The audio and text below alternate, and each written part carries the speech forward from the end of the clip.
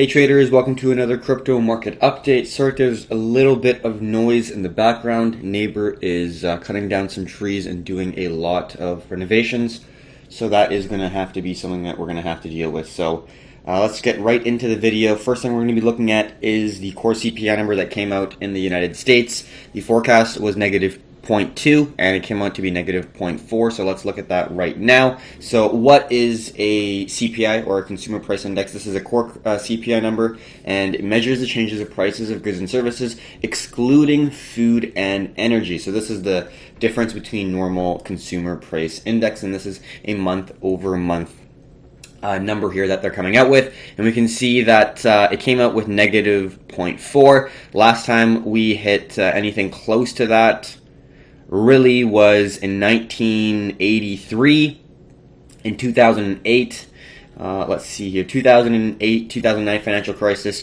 we really did not go very far down. I think it's negative 0.01 around there, so we're definitely hitting quite a bit of a negative here, which does mean a decrease in the strength of the dollar, deflation.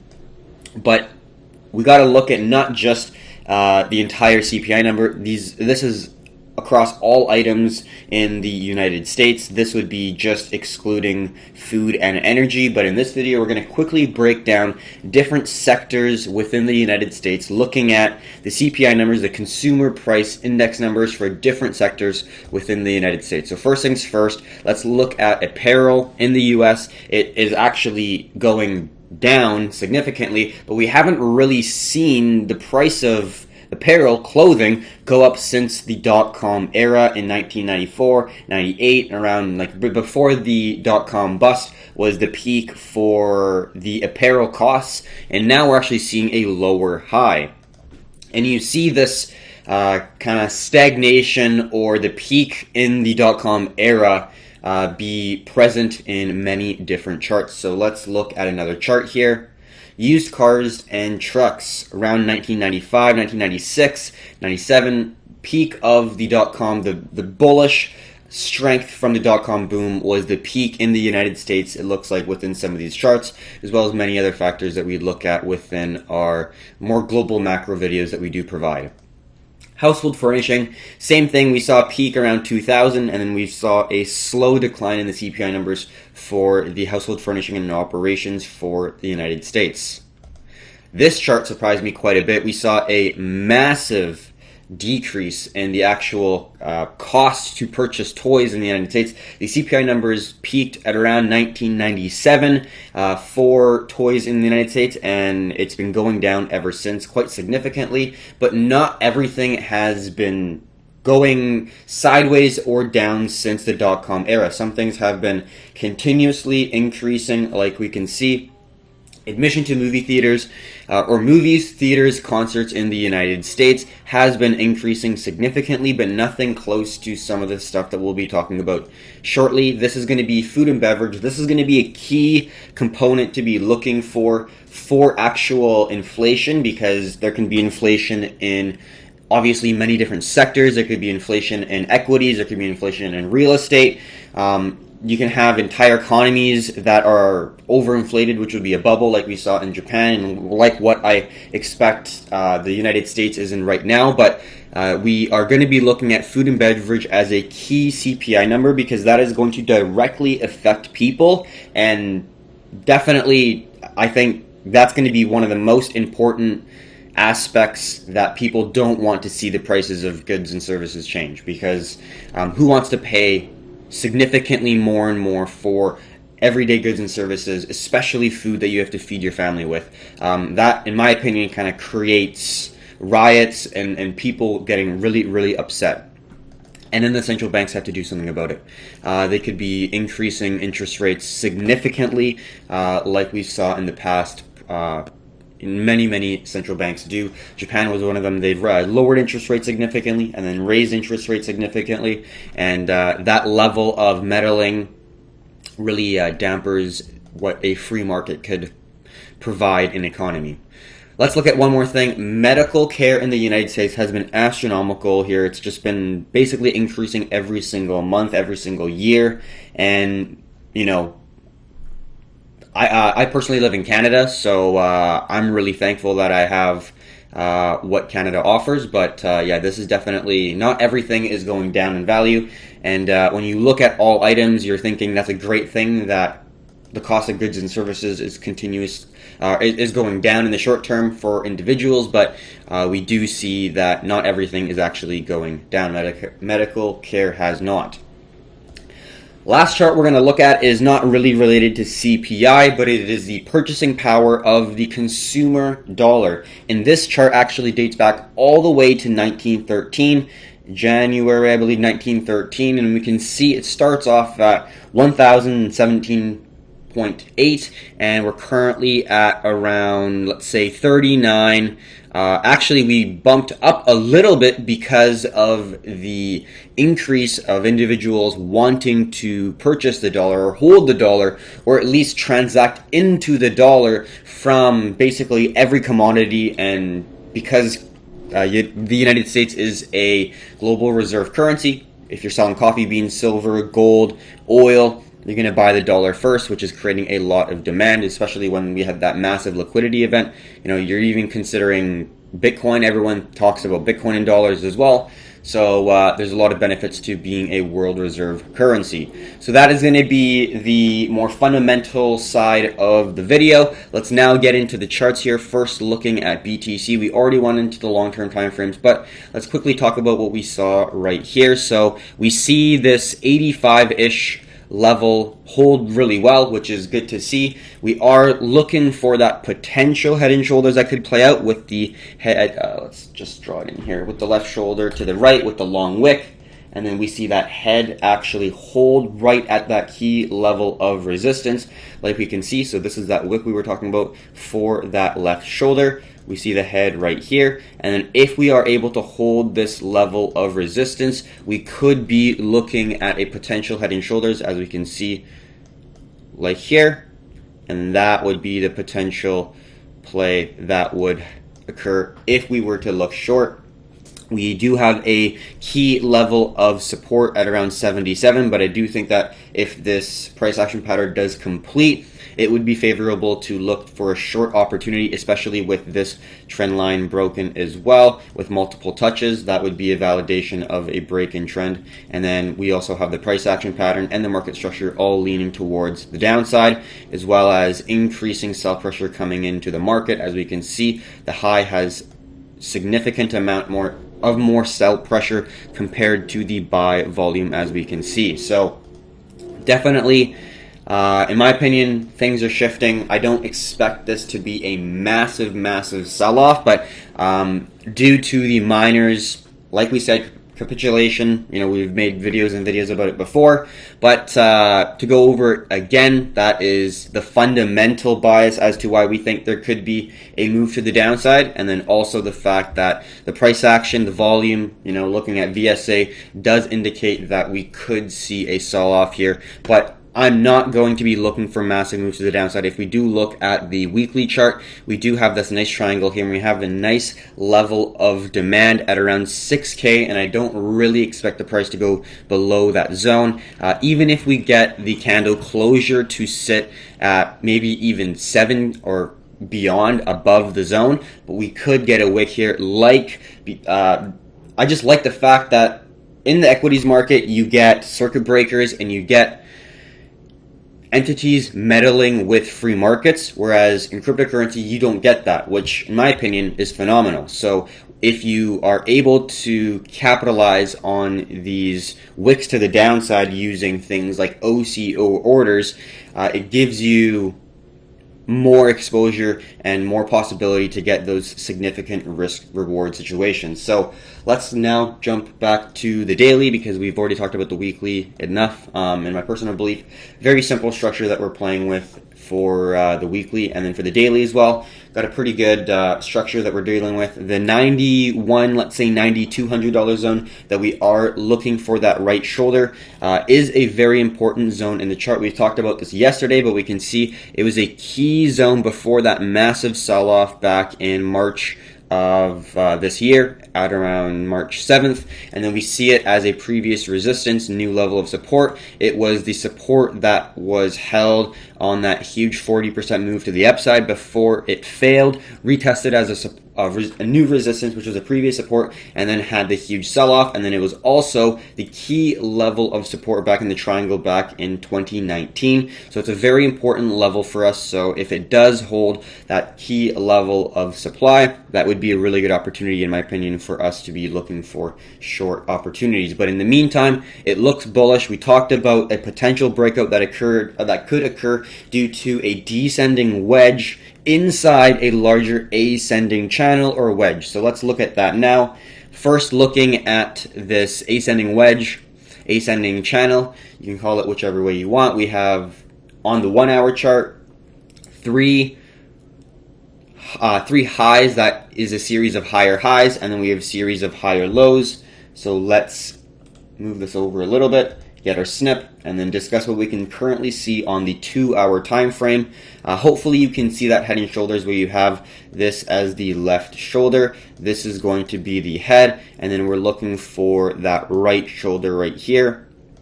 But we are creating a move to the upside, which is a corrective move from the impulse move that we got from the head. In my personal belief, as long as we are able to hold this key level of resistance, I am going to view the market sort of like this, and the breakout zone is going to be around 8,500 is the neckline that the price action pattern would be a confirmation to be breaking to the downside. But in my opinion, we do see a nice zone right here and a very well respected support that we talked about yesterday. We did have a little squeeze there that we talked about and we'll get into on the smaller time frames. But to go over it on the 2 hour, we got a ascending level of resistance and support with an anchor point right here. We have our second touch, third touch, and then we had a very, very well respected move that held that support all throughout the night yesterday, for me at least, on the West Coast. And then we're gaining the buy volume to push up and, in my opinion, probably hit the resistance right here to even potentially make a higher high or test this previous high. So then we have a double top with the second high hitting still the ascending level of resistance, because the previous one had a wick that was really overextended beyond the potential resistance zone. I think that if we do have that third touch, it really validate this potential price action pattern. And then if there's a double top here, confirming also that there's a level of supply here with increasing sell volume coming into the market with a huge impulse move initially to the downside, I think that would be a pretty good opportunity to be looking for short opportunities. But yeah, we definitely do have to be cautious because BTC is in a position that could continue because of the global macro sense of not just the United States central banks. What we went over today was looking at just the United States, but the amount of money printing that is currently occurring in the world is on a global scale. It's not just the United States, but it's basically every first world nation. Japan's actually way worse than America in terms of how much money they're printing as a percentage of GDP. They're over 100%. The balance sheet is over 100% of the GDP, which is unbelievable. I don't exactly know what America is. I think it's at 25%, but we'll go over it in another global macro update again. But that is something to consider. Is it's not just the United States, it's on a global scale here.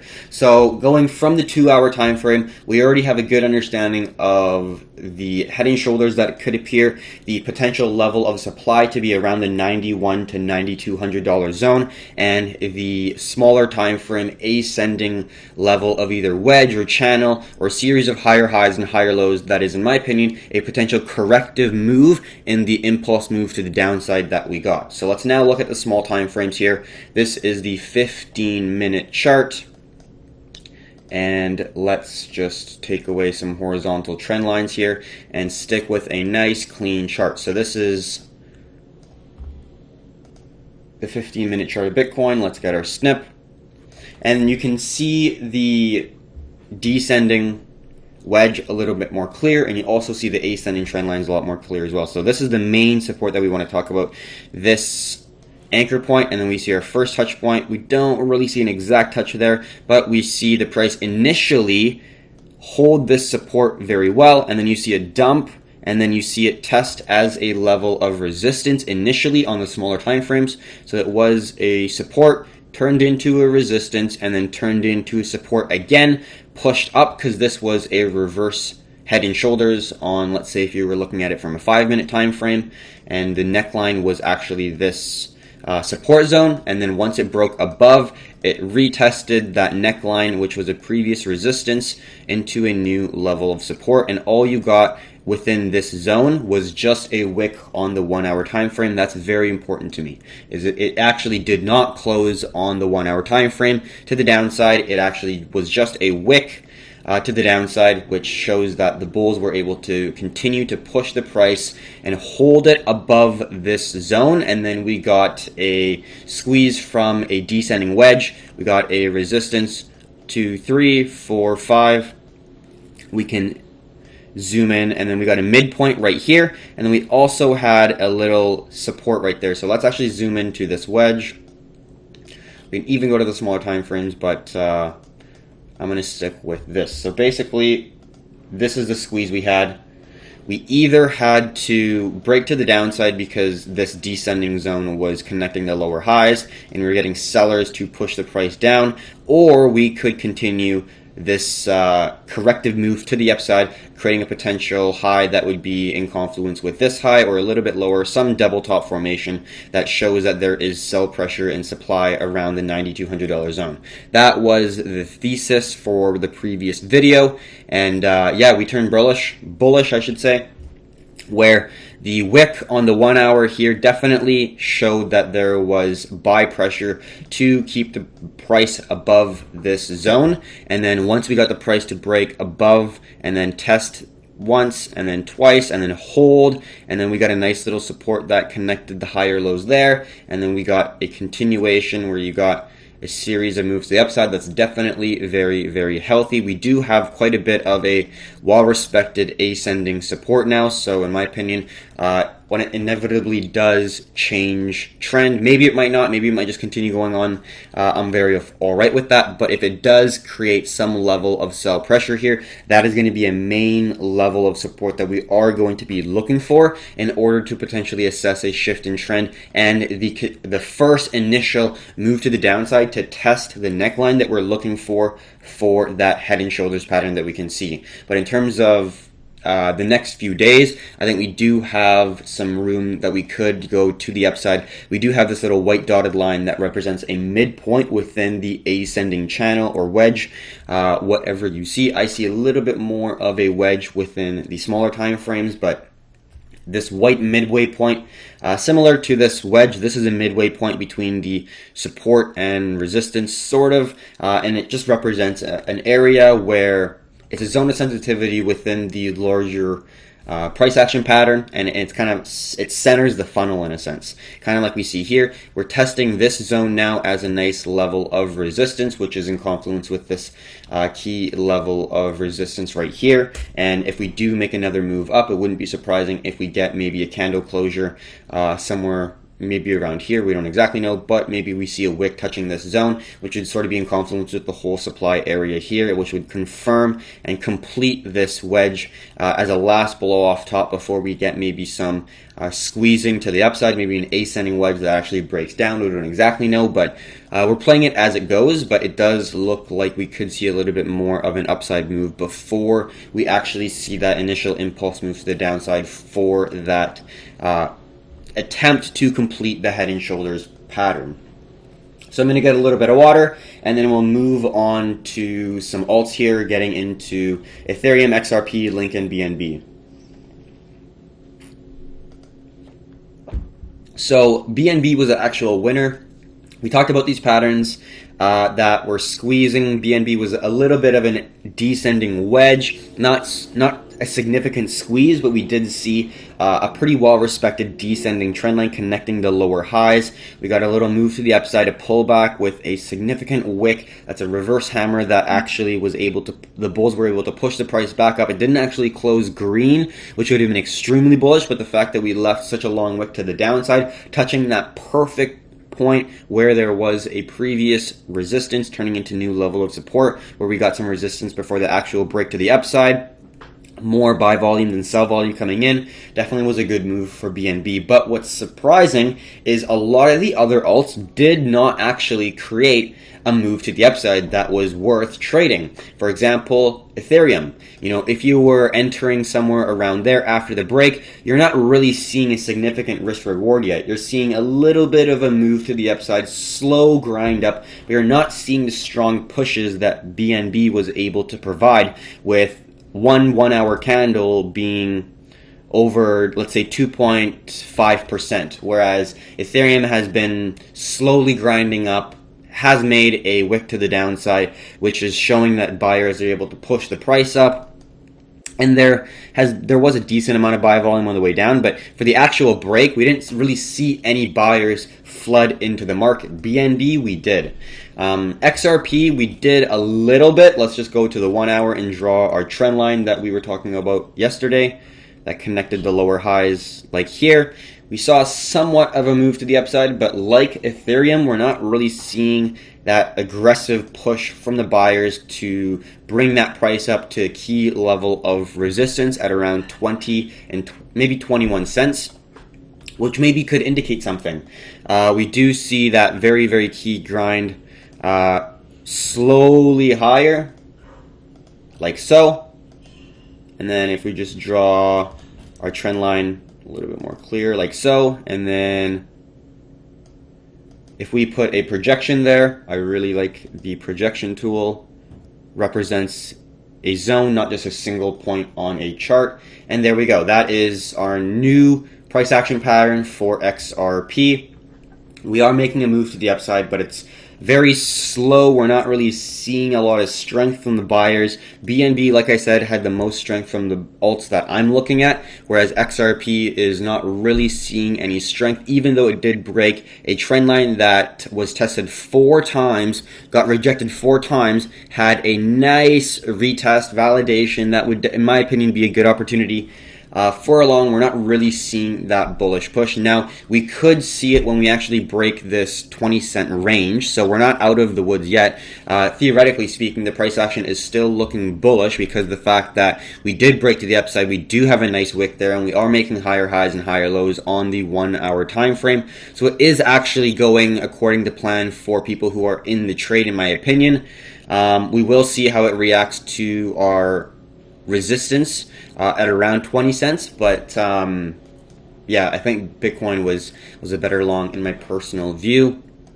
And this is more of an opportunity. If we do break this, is a pretty well-respected ascending zone that could have some aggression to it if the price does break it. Last thing we're going to be looking at is Link. Link really didn't do that much. The price was down here last time we talked about it, and I guess it did move 5%, so that is a decent amount to move. So we see this descending zone that was a previous resistance. Let's get a nice... Actually, let's go back to the 6 hour chart, because it's pretty important to be looking at key zones on larger time frames. So like we talked about, this $3.50 range, we did get an attempt from the bears to push down, but the buyers were able to hold this zone like we have been since mid-April. We can see right here, our consolidation zone has been holding. If we do get a break to the downside going below 350, that's going to be super bearish in my belief. We saw that last time we created a very, very significant double top, with the break of the $3.50 range being extremely aggressive. Straight plummet down to $1.70, $1.50 in one basically swift move. So definitely be careful if you are looking to enter at the low there. Definitely set stop losses, because if you are going to bed, it doesn't take very long for the price to move let's say 10, 20%. It can be very quick. So be careful. Make sure that you're using stop losses if you are setting them further away. Don't be too tight that you are getting out of trades instantly. So hopefully you got something from this video. BTC definitely looks like it is still climbing. We are at a minor level of resistance. Nothing, in my opinion, that is too worrying for Bitcoin. I think we could still see the price climb back to around 9K again. I wouldn't be too surprised after this kind of digging out of a potential negative situation for price appreciation for Bitcoin. We do see the price now kind of correct itself, gain that confidence from the buyers that were creating these higher highs and higher lows, and it definitely looks like it could gain momentum to create that high that would be in confluence with this zone here. But in terms of the larger time frames, I do think that it is a little bit hard to kind of comprehend a potential long within this zone, because the risk reward, in my opinion, isn't really there. The risk would be obviously if it goes to the downside. The reward would be if it breaks, but you're dealing with an extremely strong level of resistance if you're longing before this break, and if you are looking for an opportunity because of the fundamentals of the minor capitulation, that is a potential speculation. It's not a fact. Nothing in I guess speculation can be proven until it has occurred. Obviously, that's why it is a speculation. But at the end of the day, I think that next leg down has the higher risk reward than the potential move up. So that's going to be my bias. But in terms of the actual aggressiveness or duration of the bearish move, I don't think it's going to be super long. So if you're not an extremely active trader in the market, it might be best to sit out and then just buy the dip. In my personal belief, I think that this next dip will be the dip to not go heavier in if you're dollar cost averaging, but I think that if you are able to get a sale, the global macro plays that are kind of funneling money into BTC is going to be very, very significant. Like I said before, it's not just the United States. It's a global event of central banks printing shit tons of money, and we haven't seen this in a very, very long time. Just like listen to other economists, listen to individuals who you respect that are very well educated in this field. I personally think that Ray Dalio is one of my favorites in terms of the financial world. His book, Principles, very, very profoundly helped my life in many ways, and I think that being able to understand other people's perspective who has spent a great deal of time trying to understand financial markets is a good way to kind of gauge perspective as to how important a potential safe haven is and how challenging it will be for people who have confidence in the United States dollar or any fiat currency in our lifetime, basically. He's very bullish on Bitcoin without even maybe knowing it, because everything he says is pro BTC. And in my opinion, it's just one step away from him just basically saying, I own lots of Bitcoin, because Paul Tudor Jones, another financial figurehead, a very, very successful trader and investor, is also very interested in BTC as well. So that's going to be the completion of the crypto market update. Thank you very much for coming. If you have any questions, drop them in the comments section below.